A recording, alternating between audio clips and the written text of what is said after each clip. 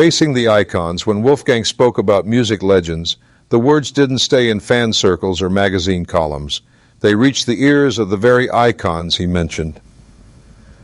Some took offense, others stayed silent, but a few admired his courage. One famous musician, instead of lashing out, said, "He's right, we can't hide behind our fame forever." Another called him a breath of fresh air in a world full of flattery. But not everyone was so kind. There were whispers backstage, cold shoulders at events, and even mocking remarks in interviews. Icons aren't used to being questioned, especially by someone so young. Yet Wolfgang stood tall. He didn't fight fire with fire. He fought with reason. He reminded everyone that music thrives on honesty, not blind praise. And fans noticed something else too. While many icons seemed trapped in old glory, Wolfgang was building new songs, new tours, new paths. He wasn't just critiquing, he was proving. That contrast made his words hit harder. When you create while you critique, your voice carries weight.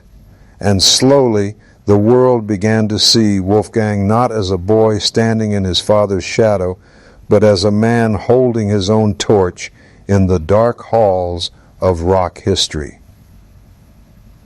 Breaking the curse of legacy. For years, children of famous musicians have struggled with the same curse: comparison. Julian Lennon was always compared to John. Jason Bonham was always compared to John Bonham. The shadow of greatness often crushes instead of guides. But Wolfgang refused that curse.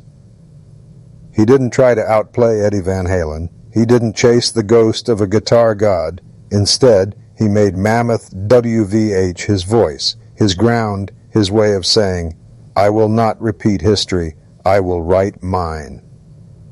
That choice gave his critiques of music icons even more power, because he wasn't clinging to legacy, he was breaking free from it. Every album, every stage performance was proof that he wasn't just Eddie's son. He was Wolfgang, carving his name into stone with sweat and sound. And fans slowly began to understand this wasn't about disrespect, this was about evolution, about refusing to let music die in nostalgia, about daring to tell the truth even when the truth felt like betrayal. In breaking the curse of legacy, Wolfgang gave hope to every musician struggling in a famous shadow. He proved that identity is stronger than comparison and honesty is louder than praise. The future speaks back. As the years passed, Wolfgang's voice grew louder. His band filled bigger stages. His interviews carried more weight. His critiques turned from shock to respect. What once sounded like rebellion began to sound like wisdom.